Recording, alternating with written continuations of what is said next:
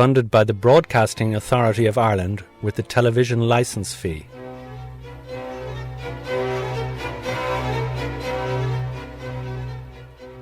Situated just a few miles from the town of Foxford in County Mayo is the village of Straight. In 1846 a man was born here who was to have a profound impact on Irish history. Historian John Reid of the Michael Davitt Museum in Straight. We're in the village of Straight, the birth and burial place of the great patriot Michael Davitt.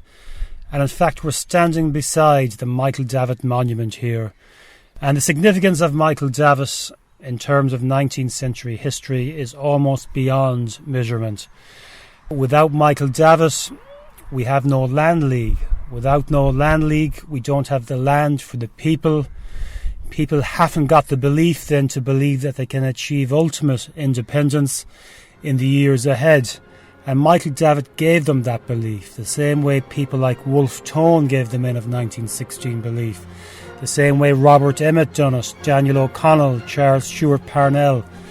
And Davitt is part of that pantheon of great men from the 18th and 19th centuries.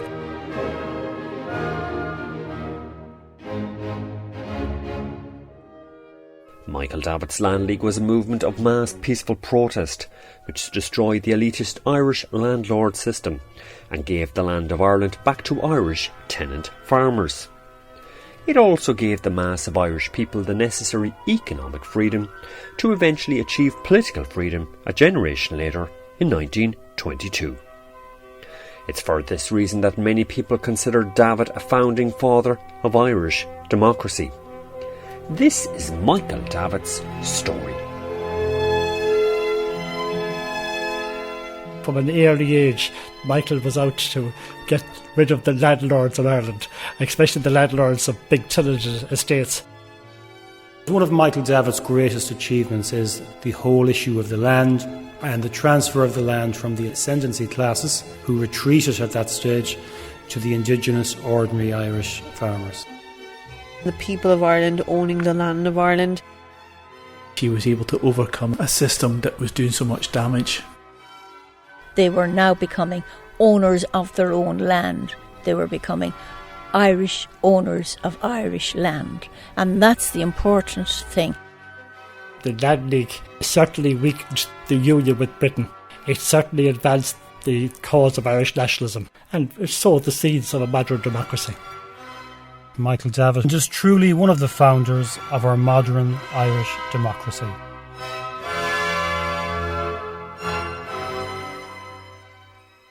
And before we delve further into Michael Davitt's quest for social justice and Irish freedom, first we need to investigate his roots. Bernard O'Hara, historian and also author of the biography entitled Davitt. Michael Davitt was born in Straight, County Mayo in March 1846 at the height of the Great Famine. He was just over 4 years of age, for his family were evicted from their home in Straight because they weren't able to pay the rent that had accumulated during the Great Famine. The house was knocked down by a battering ram, as might be recalled in one of his books later. The family first of all went to the workhouse in Swinford, but when Mrs. Davitt was told that boys over the age of 3 had to be separated from their mothers, she promptly took the family out of the workhouse. They stayed in Straight for a short time before emigrating to England, and they went to a place called Haslington, which is 25 miles north of Manchester, and that's where they settled. Haslington in Lancashire, where there's a fairly tight-knit Irish immigrant community, and it's there that the Davitt family made contact with others and essentially bed down in a fairly urban context with the cotton factory surrounding the local community, and it's there that Michael Davitt and his siblings will find work as children, essentially at the coalface of the British industrial system, and his parents, at least initially, find work as street hawkers selling fruit. So they're part of that stream of Irish immigrants who leave the country in the context of the famine, taking flight from poverty, destitution. Dr. Lawrence Marley, historian in NUI Galway and also author of the book Michael Davitt, Freelance Radical and Frondeur. Here is Bernard O'Hara. Family income was very small, as you can well imagine. So at the age of 9, Michael decided to leave school and to work in a local cotton mill to supplement the family income. He left the first employment because he wasn't paid, and the second employer embezzled his wages. So he had 3 jobs in a short space of time. But in the third employment, he had an industrial accident where on the 8th of May 1857, at the age of 11, he was involved in an accident and he lost his right arm. It had to be amputated just below the shoulder. And that was Michael's writing hand and everything. So he had to learn to write with the left hand. And it was an awful tragedy for him and his family. But a local benefactor by the name of John Dean helped him get back to school for 4 years. And he had got a good education, a good basic education during that period. And given his Irish nationalist background and strong sense of social justice, it's perhaps not surprising that the young Michael Davitt joined the Fenians in 1865. Now, the Fenians aimed to liberate Ireland from British rule by armed revolt and create an Irish republic. Historian John Reid of the Michael Davitt Museum in Strade. He was a great recruit for the Fenians for various reasons. He was intelligent, well educated, spoke with an English accent by this stage, as you would expect. He could organise, people listened to what he had to say. He was a great orator. His job was to organise the movement in the north of England and Scotland. He was also involved in buying weapons to send back to Ireland. There was a rising here in 1867. That rising, as it happened, was a failure, but Michael was involved in sending guns back to Ireland for that. He led a raid on Chester Castle that had to be aborted. But of course, he quickly came under the notice of the police. He's known as the one-armed Fenian. Michael was eventually picked up at Paddington Station in London in 1870, and he was buying weapons there at the station. He had been betrayed by a Fenian spy. The police were kind of waiting for the transaction to take place, for proof purposes, no doubt, and he got sentenced to 15 years hard labour, most of it spent in Dartmoor Prison.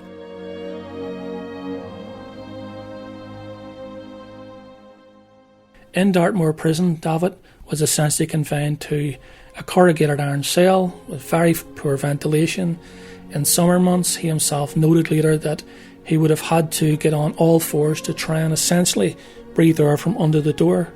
The labour that he and other prisoners were subjected to often involved work in the prison yard, carting stones, manure, working near the cesspool. And Davitt himself at one point actually noted and reported to nationalist newspapers outside that the cart work that he himself was subjected to was so arduous and punishing that in fact the bone from his amputated arm started to protrude through the flesh. So the conditions that he himself endured were such that even on his release in 1877, he weighed less than 9 stones in weight. And in fact, another prisoner called McCarthy, who was released around the same time, actually died of heart failure almost immediately after his release.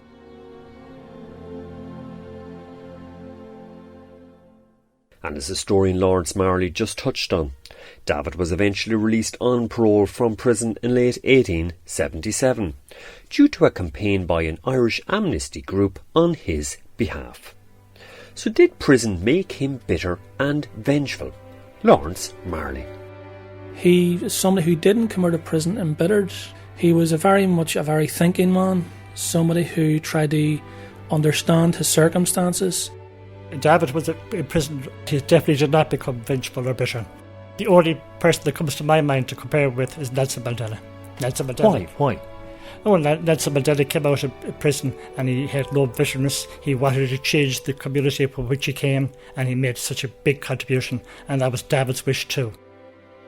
Certainly for some of Davitt's contemporaries in his later career, he had something of a profile that was akin to Nelson Mandela, in that sense someone who had spent a long time in prison, or at least a very difficult time in prison, but someone who had come out not damaged by the experience, but someone who had come out strengthened by the experience, and that prison experience was actually instrumental in helping them crystallise their political ideas.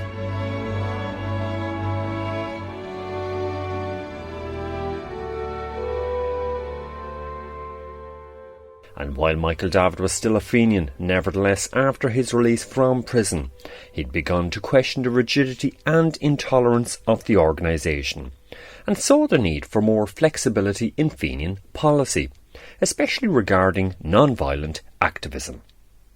In January 1878, he and other released Fenians returned to Dublin to receive a tumultuous welcome. 2 days later, Davitt visited his native county, Mayo. Bernard O'Hara. He came to Mayo. He was invited to Mayo by a man named James Daly, who figured in the Land League, and he toured Mayo with his cousin, a man by the name of Welsh from Bell. But during that trip to Mayo, he saw the poverty of the people, and which shook him greatly. When he got out of prison and came back to Ireland, he realised that the tenant farmers were still in the same position as they were years before that. Things had not moved on. The landlords were still there. People were still being evicted. Yvonne Loftus-Corcoran of the Michael Davitt Museum in Strade, County Mayo. Here is Nancy Smith, chairperson of the Michael Davitt Memorial Association. We mustn't forget of the bad harvests, about the bad weather. You had the most awful weather. The crops didn't grow in 76, 77, 78, 79. In 1878, 79, people were very afraid there was going to be another famine. And Michael saw the conditions they were living in, so the conditions influenced them. You have major deprivation. There was poverty, there was evictions, there was disease and so on. So Davitt vowed to get rid of landlordism, but he's going to do it by liberal democracy and peaceful protest.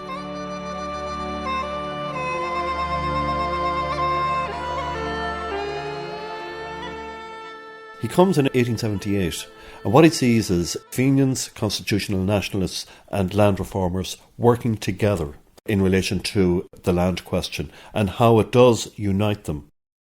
Dr. Gerard Moran, historian and research fellow at the Social Science Research Centre in NUI, Galway.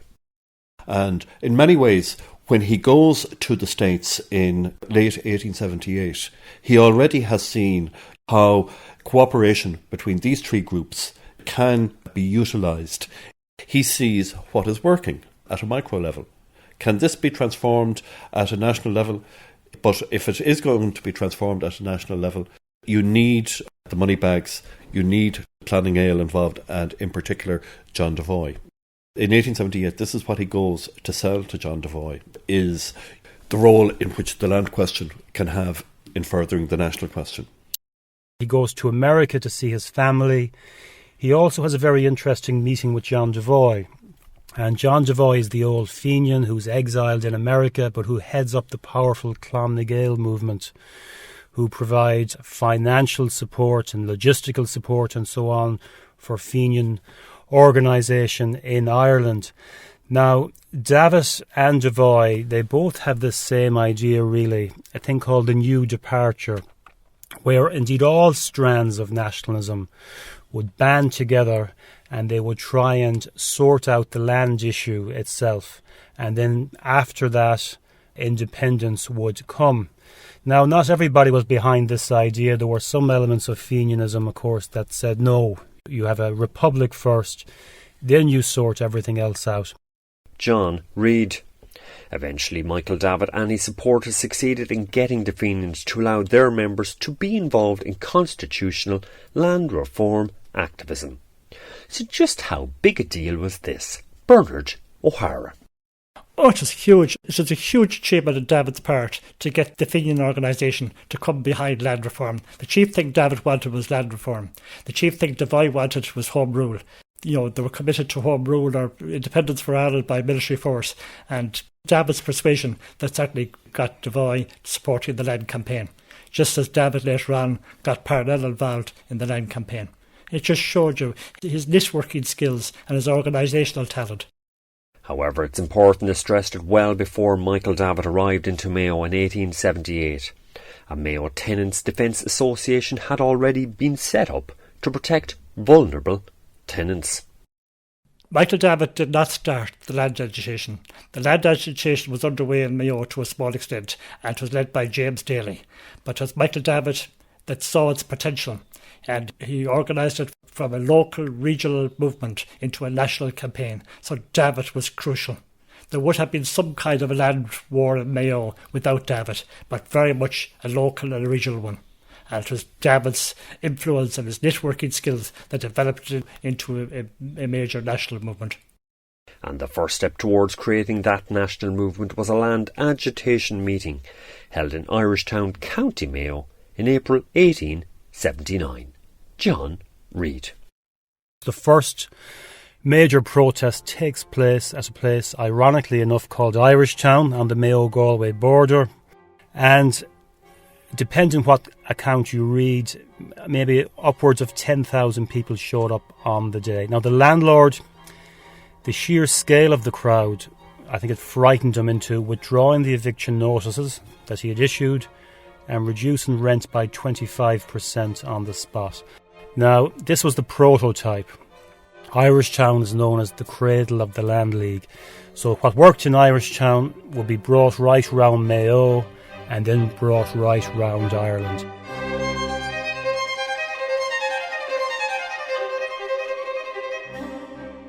However, to make his Land League movement an All-Ireland force to be reckoned with, Davitt first had to convince Charles Stewart Parnell, the leading figure in the Irish Home Rule Party, to join forces with him. Bernard O'Hara. Davitt was married at this time, Charles Stewart Parnell. Parnell was born in Wicklow on a 5,000-acre estate, a Protestant, the very opposite to Michael's humble background. But Davitt had the humility to beg Parnell to lead a national movement. Parnell agreed to speak in Westport in June 1879, and both himself and Davitt attended and spoke. The first time the two of them spoke at a Land League meeting. So Westport was a very important meeting too, and was well covered in the British and Irish papers. And so at the Westport meeting in June 1879, we do see effectively the beginning of something that starts to move beyond the Mayo organisation. Dr. Lawrence Marley of NUI, Galway. And then in October 1879, we see the establishment of the Land League, importantly not in Mayo, but at the Imperial Hotel in Dublin, and the establishment of an executive of the Irish National Land League from that point. With Parnell as president and Michael Davitt as one of the secretaries. Now, rent reductions was the first big success of the Land League. You know, we saw that straight away at Irishtown. From October 1879 onwards, the Land League rapidly grew in strength and numbers and began holding countless meetings throughout Ireland. As with most Land League activities, what first occurred in County Mayo quickly became the model for the rest of the country, a prime example being how Land League meetings were conducted. Dr. Frank Rinn of the University of Cergy-Pontoise in Paris, France. Mayo was the leader of this movement on the ground in many different ways. A meeting at Mayo had a particular character, and you can read newspaper reports of Mayo land meetings in 1879. But what you would have would be a large mounted contingent, in other words, men on horseback, wearing green sashes, riding in, 2 or 4 abreast, and then you would have contingents, and they use the word contingents in these reports, whether it's the police report or the local newspaper report. Contingents marching 4 deep, they'd often say. And what you really have in those type of meetings in Mayo was a military display. Men on horseback marching military style or cavalry style, men in infantry formation behind them marching, wearing green sashes, wearing green. It was militarised, and then the kind of Mayo way was something that they actually talked about in other parts of Ireland after this great movement was born in Mayo.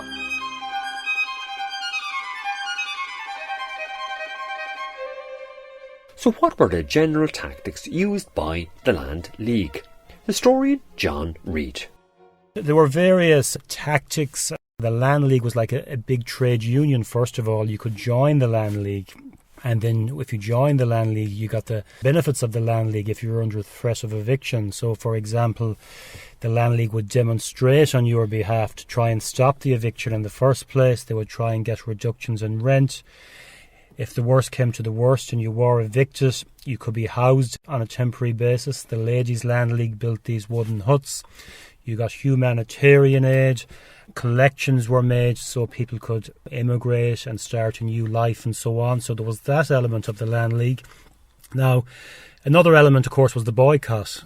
And that was something that, again, happened here in Mayo, down in South Mayo, where there was a land agent there, a Captain Boycott. And he was used, again, as a sort of a test case where the local people ostracised him. You know, they wouldn't speak to him, they wouldn't serve him in a shop. Most famously, they wouldn't save his crops. And he was forced to import some Orangemen from the Cavan Monaghan area to come down here and save his crops. But to give you an idea of how the Land League operated, they had to be escorted and protected by 1,000 soldiers. To harvest Captain Boycott's crops, it cost multiple times more than they were ever worth. The word boycott came from the boycotting or the ostracisation of Charles Boycott in County Mayo, and then it made its way into the dictionary. So we've an awful lot to account for in Mayo. Nancy Smith. Here's Lawrence Marley. Boycotts, it becomes a hugely important instrument for the success of the Land League. This is essentially something akin to trade union resistance, and so we see this in the peaceful disobedience. But the whole policy was peaceful. Peaceful demonstration was the policy, and it was run on a constitutional level. Ostracisation, and that is what worked here in Ireland. It had a huge psychological effect on the landed establishment, who expected the continued culture of deference to remain.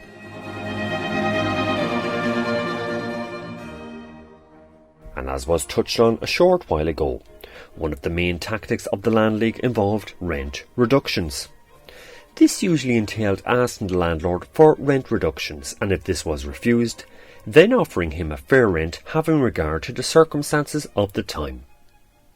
If this wasn't accepted, the tenant was to pay no rent. Now, as might be expected, such a tactic often led to tenants being evicted and receiving help from the Land League to survive. Also, such evictions often became scenes of great demonstration. Bernard O'Hara. If an eviction scene was taking place, a big crowd gathered and they started jeering and harassing and standing in the people's way and trying to make it as difficult as possible for the people carrying out the evictions. And, the people doing it didn't like it. There was pressure put on the landlords. There was a lot of publicity given to it, and that's what the Land League wanted, maximum publicity. And key to assisting tenants evicted from their holdings was vital Irish-American support, in particular their US dollars. Since without practical aid for vulnerable tenants in the forms of money, food and shelter, the Land League was doomed. Lawrence Marley. The Irish-American diaspora, the post-famine Irish diaspora in the United States, proves crucial in the formation, the development, the success of the Land League. And it does so because not only it gives moral support, political support, but also financial support to the Irish National Land League after its foundation. Most of the funds came from America. They got a load of money. The money that comes from there is absolutely crucial in fighting all the cases that the Land League wanted to, both legal, both trying to improve the condition of tenants who had been evicted, for propaganda, for keeping the organisation going in all sorts of respects. So the money is absolutely crucial.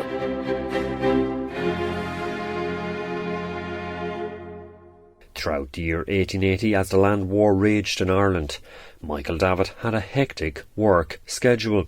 Dr. George Moore. During this particular period, he's talking at demonstrations maybe 2 or 3 times a week. He's up and down to Dublin. He is literally giving all his life at this particular stage to the land agitation, providing it largely with the organisational structure that it needs. He was the one that could go north to talk in Orange Halls about the Land League and have them involved in it. Nancy Smith. Here's Frank Rinn. In early 1880, Michael Davitt was being introduced in Tyrone by the local Grand Master of the Orange Order at a tenant right meeting. So the Land League and the God Save Ireland would have been left to one side for a meeting like that, and it would have been purely on the economic Land League. So this idea that the Land League or an idea like that could appeal to Protestant tenant farmers. In the museum here, we get it all the time. People come in from different counties. Michael Davitt was in our village on this date, and he was in the neighbouring town on that date, and he addressed thousands of people. John Reid of the Michael Davitt Museum in Strade, County Mayo. His name would be used on posters as well because he was such an iconic figure for so many people. I don't know if anyone else would have had the energy to do what he'd done as well. He was more or less the powerhouse behind the movement, the energy that he gave it, on account of the fact that he committed himself totally to what was actually going on. And without him, it would never have gained the momentum that it gained.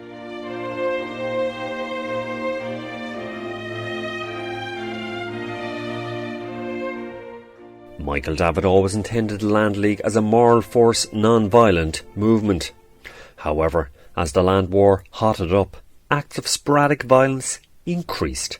John Reid. The Land League was a movement of mass peaceful protest, but of course there was always the possibility and the threat of violence, and in fact some land agents and landlords did meet an untimely demise during that period. There were an awful lot of evictions, a lot of aggression, and let's face it, there was some intimidation, and there was a few homicides each year as well. So it was a tough time.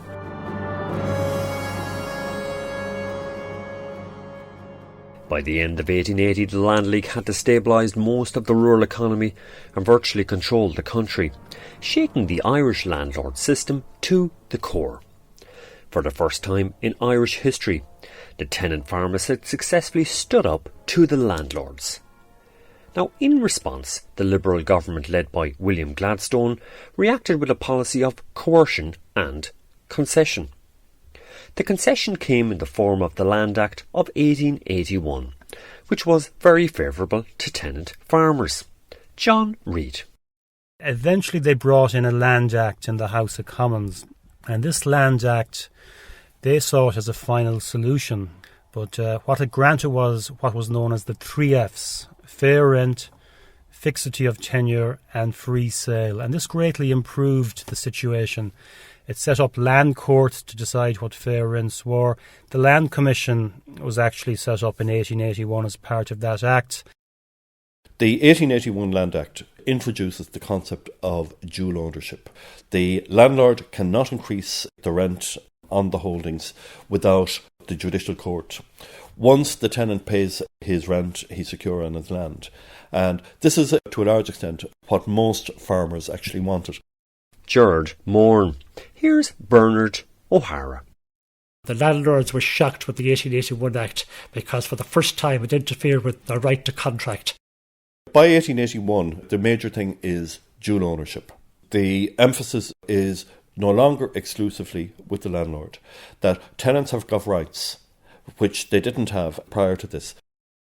And it was a great help, but Michael Davitt, he took it as a concession along the way, and the agitation continued. Now, eventually the British government brought in what was called coercion acts to clamp down on the Land League.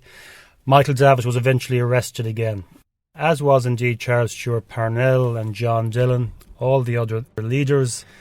Now, it's quite interesting that people like Parnell, they're imprisoned in Ireland. Michael Davitt is brought back to England. He had spent, of course, the vast majority of his life there, and he's imprisoned in Portland Prison in Dorset. He spent almost 15 months in prison, so he spent a portion of the Land League era in prison.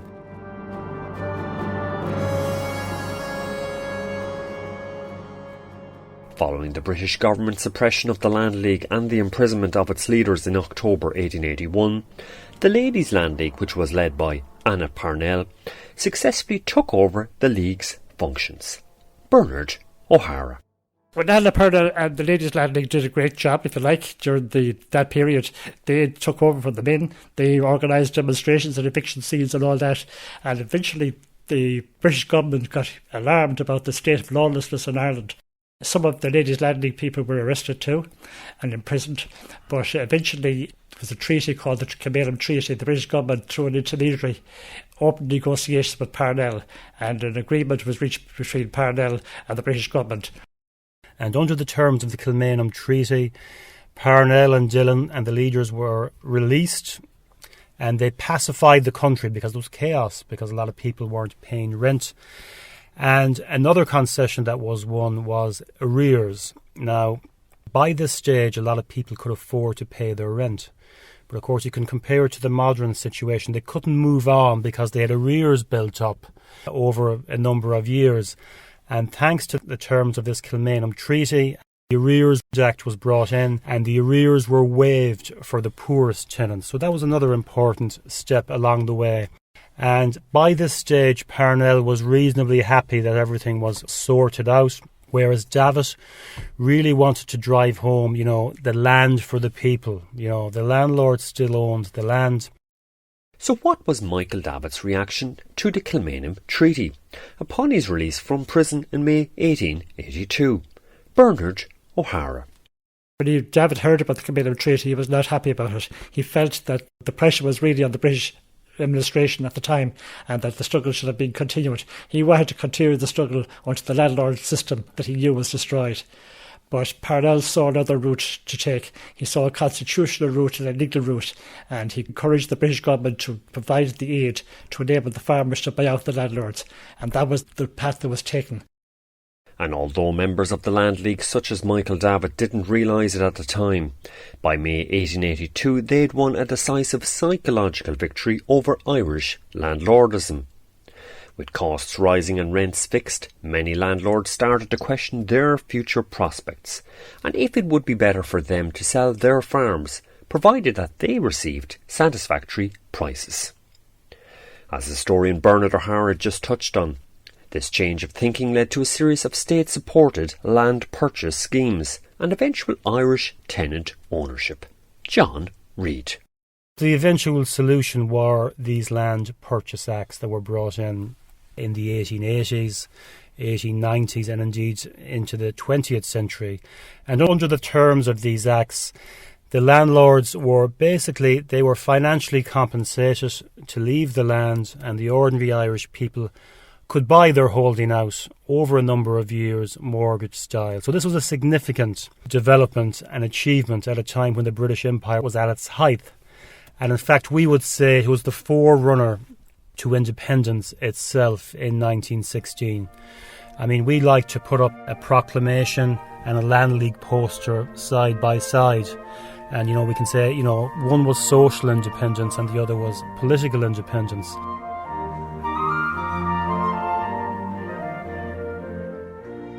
When the landlord couldn't decide his own fate anymore, i.e. his rent, that spelled the death knell of landlordism in Ireland. And over the next couple of decades, up until the Wyndham Act of the early 1900s, slowly the power of the landlord was shifted away. Historian Frank Rinn. Here's Gerard Moore. 1881 is the start-off point, and within 4 years you have to start then the initiation of the land purchase schemes, which results in farmers becoming the owners of their plots. The Land League was the greatest social revolution ever seen in Irish history. Something like over 400,000 farms were bought out under the different land acts, which is huge.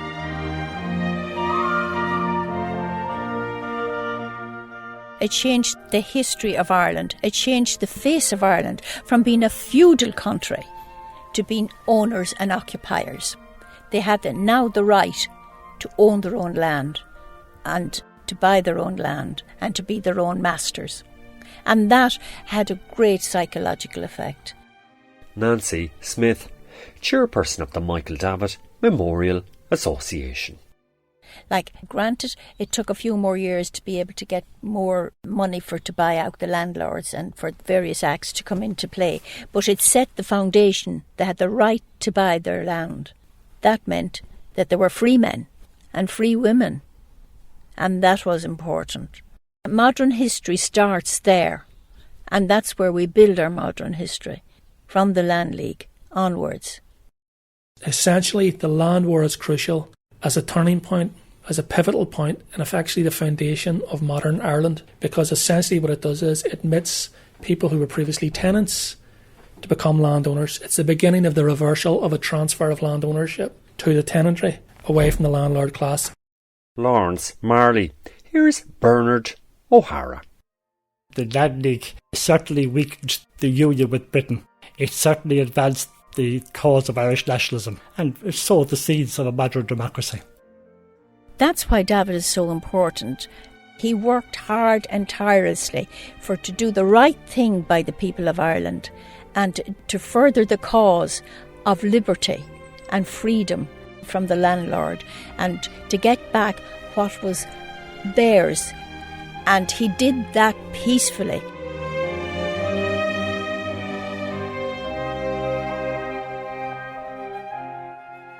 Once the leaders were released from prison and once Davitt was released from prison, Parnell set about organising something that would replace the Land League, and that became the Irish National League. Davitt understood that this was a much more conservative body, and in fact he understood it as something that was designed to effectively sideline and marginalise the left wing of the original Land League executive. And because Davitt was one of the core leaders of that left wing, he was sidelined by Parnell in the new Irish National League movement that succeeded the original Land League. Also from 1882 onwards, Davitt's political base in Ireland was seriously damaged by his commitment to the policy of land nationalisation, that the state be ultimate owner of the land, and private ownership be done away with. Lawrence, Marley. Because he saw land as a finite resource, he didn't believe essentially that it be held in private ownership, whether that be the landlord class that he himself was involved in effectively overturning, or smaller landlords.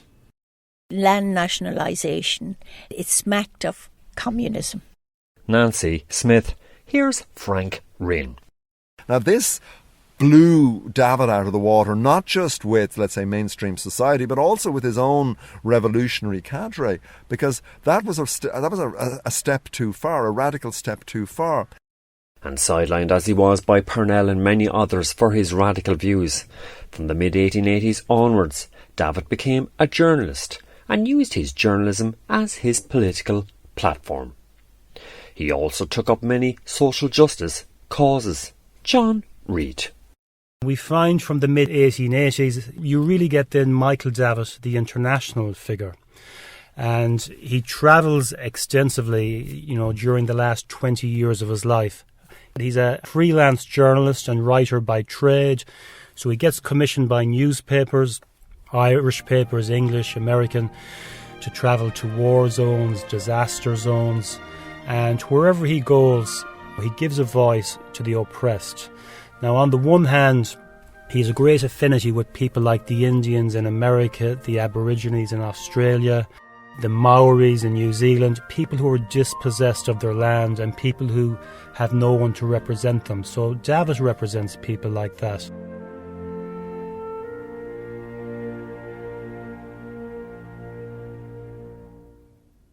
In 1906, Michael Davitt unexpectedly died at the age of 60 due to an infection.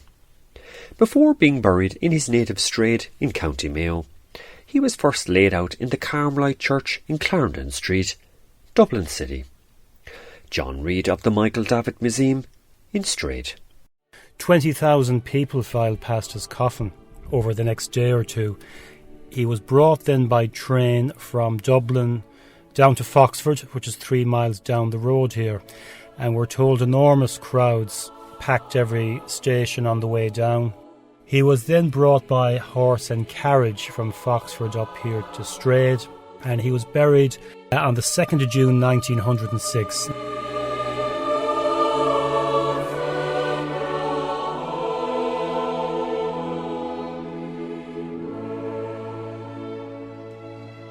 Michael Davitt is best remembered in Irish history as the father of the Land League. So just how important was the Land League in Irish history?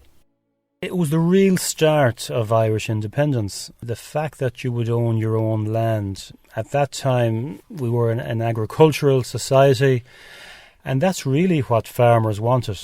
That was tangible evidence to a farmer that he had freedom. I mean, you could have a parliament in Dublin through Home Rule, which was great. You have a parliament in London. But the idea that a farmer would own his own land and he would pass it down to his son and he would pass it down to his son, that's what freedom was about.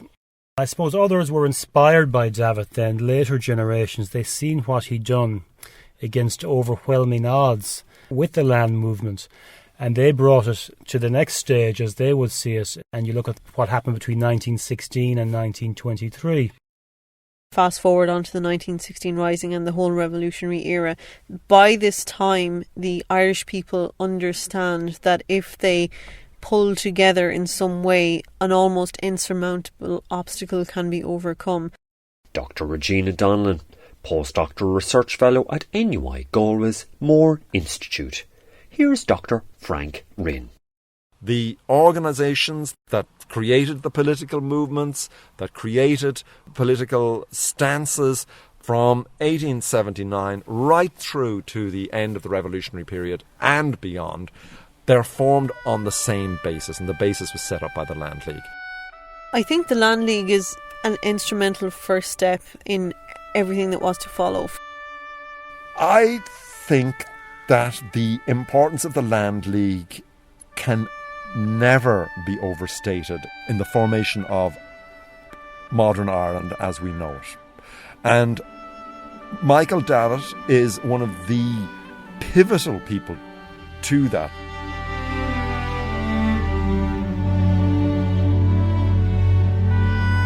And believe it or not, Michael Davitt's activities not only benefited Irish freedom, but also Indian.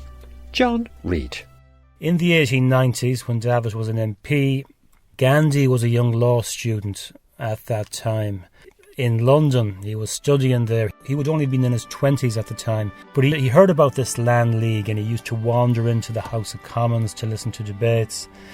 Gandhi studied the methods of the Land League, and Gandhi's grandson visited the Michael Davitt Museum here in the 1990s, and he confirmed to everyone that basically Gandhi had copied the Land League for Indian independence in the 1940s. So it'll give you an example of Michael Davitt's international reach yet again there. And are you for real? Yes, I am. Yes. It was the prototype really for not just Gandhi, but you can look at people like Martin Luther King, Nelson Mandela.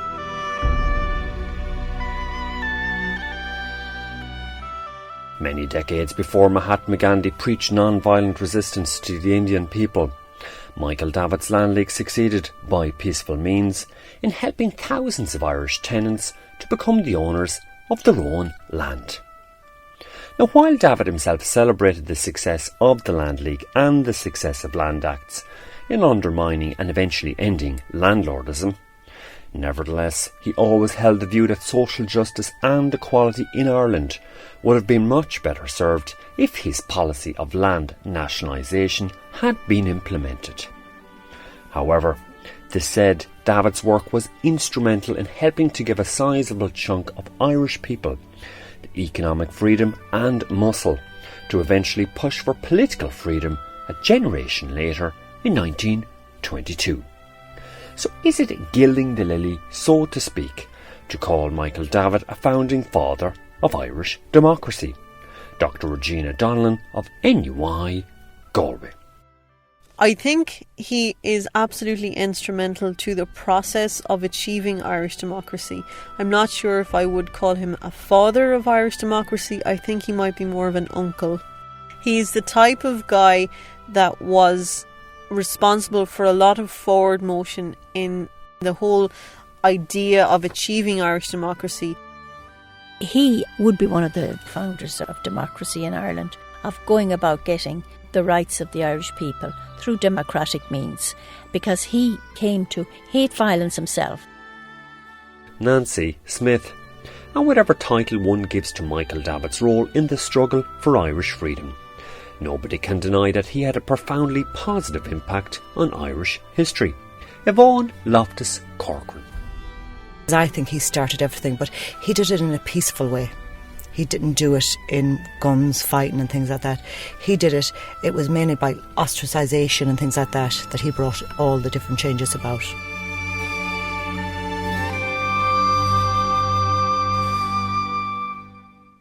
You couldn't underestimate what he brought to the table in terms of our independence and the country we have today. He sowed the seeds for modern democracy in our country.